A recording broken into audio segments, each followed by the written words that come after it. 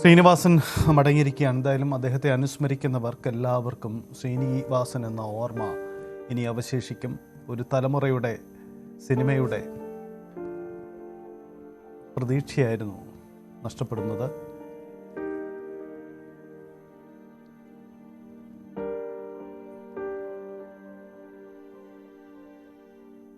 മലയാള cinema ലോകത്തിൻ്റെ ഒരു പരിച്ഛേദം തന്നെ ഉണ്ടായിരുന്ന വീട്ടിൽ എന്തായാലും അവരൊക്കെ തങ്ങളുടെ പ്രിയപ്പെട്ട ശ്രീനിവാസനെ അനുസ്മരിച്ചുകൊണ്ട് ഇന്നവിടെ സംസാരിക്കും.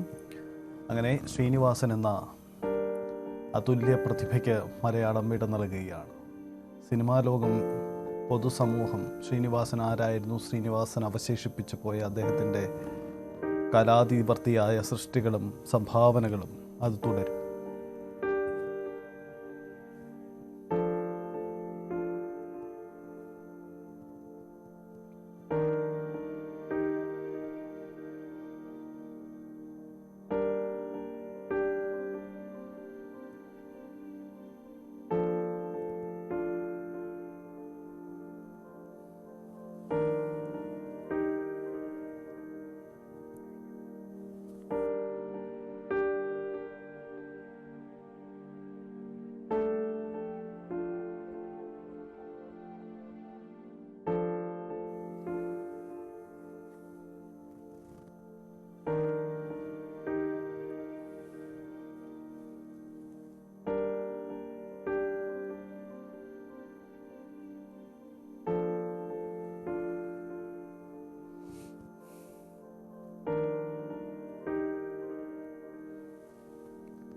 ശ്രീനിവാസൻ്റെ സിനിമാ ലോകം, ശ്രീനിവാസൻ്റെ സിനിമകൾ, ശ്രദ്ധേയമായ സിനിമകൾക്കപ്പുറം ശ്രീനിവാസൻ എഴുതിയ പല സംഭാഷണങ്ങളും കഥാപാത്രങ്ങൾക്ക് നൽകിയ മുഖങ്ങളും അത് ചിലതൊക്കെ ശ്രീനിവാസനിലൂടെ സംസാരിച്ചവയാണ്.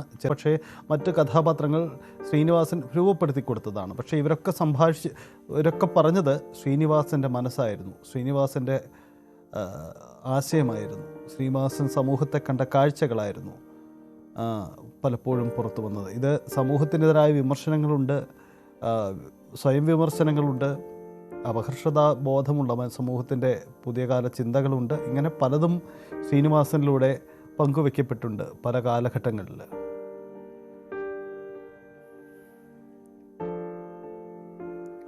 ശ്രീനിവാസൻ്റെ വിമർശനങ്ങളിൽ അതിശയോക്തിയുടെ അംശമില്ലേ, അതിശയോക്തി അല്പം കടന്നുപോയില്ലേ എന്ന സംശയം ഉന്നയിച്ചവർ പല കാലഘട്ടങ്ങളിലും ഉണ്ടായിരുന്നു. പക്ഷേ അവർക്കൊക്കെ പിന്നീട് അത് തിരുത്തേണ്ടി വന്നിട്ടുണ്ട്. കാരണം അതിശയോക്തി അല്ലായിരുന്നു, അതാണ് യാഥാർത്ഥ്യമെന്ന് സ്വയം തിരിച്ചറിവാണ്.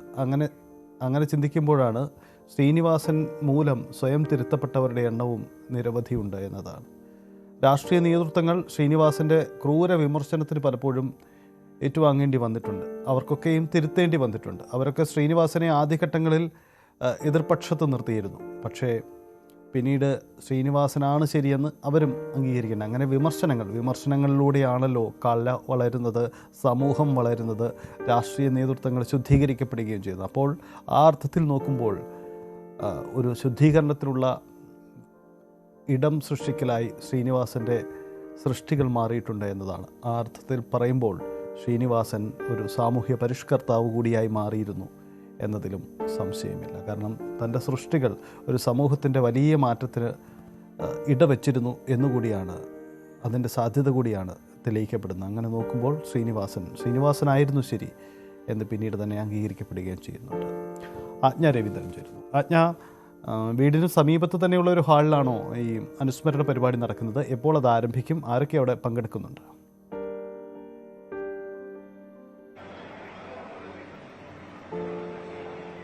സജിത, തൊട്ടടുത്തുള്ള ഒരു സ്കൂളിൻ്റെ ഓഡിറ്റോറിയത്തിലാണ്, സെൻറ് മേരീസ് സ്കൂളിൻ്റെ ഓഡിറ്റോറിയത്തിലാണ് അനുസ്മരണ പരിപാടി സംഘടിപ്പിച്ചിരിക്കുന്നത്. 12:30 എന്നാണ് പറഞ്ഞിട്ടുള്ളത്. ആളുകൾ ഇവിടേക്ക് എത്തിച്ചേരുന്നതേ ഉള്ളൂ.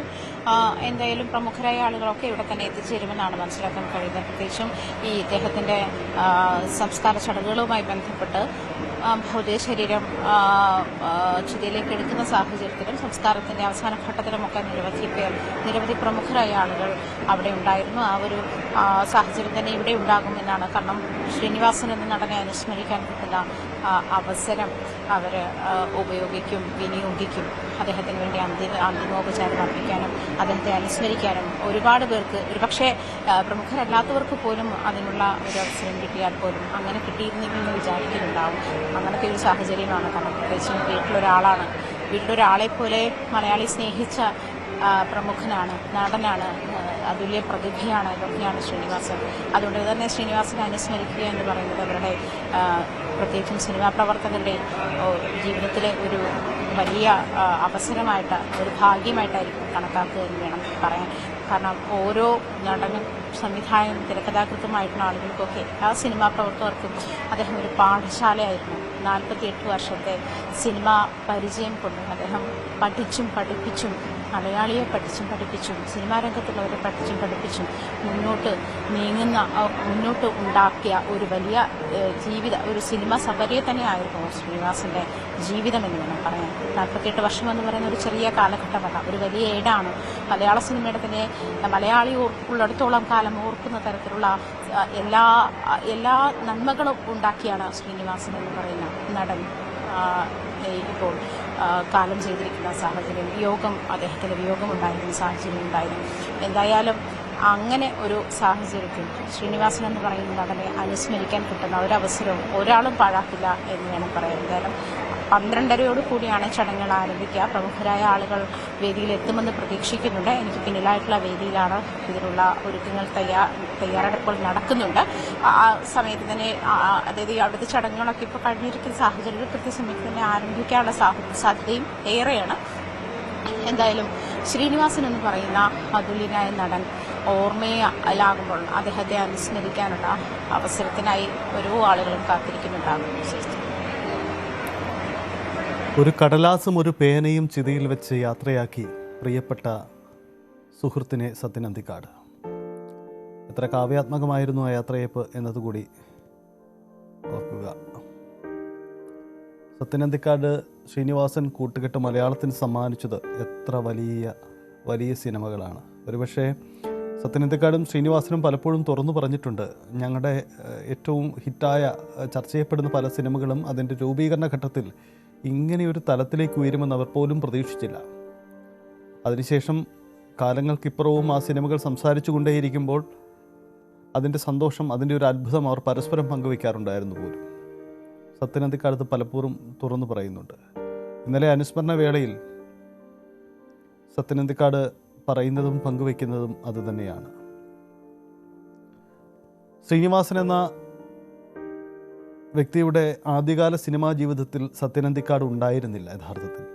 കാരണം ശ്രീനിവാസൻ തുടങ്ങുന്നത് പൂനെയിലെ പഠനകാലവും പിന്നീട് മദ്രാശിയിലെ ജീവിതവുമാണ്. അവിടുന്ന് തിരുവനന്തപുരത്ത് സിനിമയുടെ ആദ്യകാലത്ത് ചെറുവേഷങ്ങളിലൊക്കെ പങ്കെടുത്ത് അതിൻ്റെ ഭാഗമായി അദ്ദേഹം വരുന്നു. ഒടുവിൽ അദ്ദേഹം ഓടരുതമാവ ആളറിയാമെന്ന സിനിമ, പ്രിയദർശൻ സിനിമയിലൂടെ കടന്നു വരുന്നു. അങ്ങനെ സിനിമകളുമായി പോകുന്നു. ഒടുവിലാണ് അദ്ദേഹം മുത്താരംകുന്ന് പി.ഒ എന്ന ഒരു ചിത്രത്തിൽ തിരക്കഥ എഴുതുമ്പോഴാണ്, അതിൽ നിന്നാണ് സി.വി. മലയാള ചിത്രത്തിൽ എഴുതുമ്പോഴാണ് അദ്ദേഹം പിന്നീട് സത്യൻ അന്തിക്കാട് തിരിച്ചറിയുന്നത്.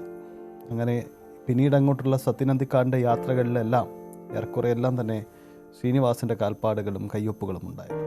അങ്ങനെയാണ് അവർ ഒന്നിച്ചുള്ള സിനിമാ യാത്ര ആരംഭിച്ചത്.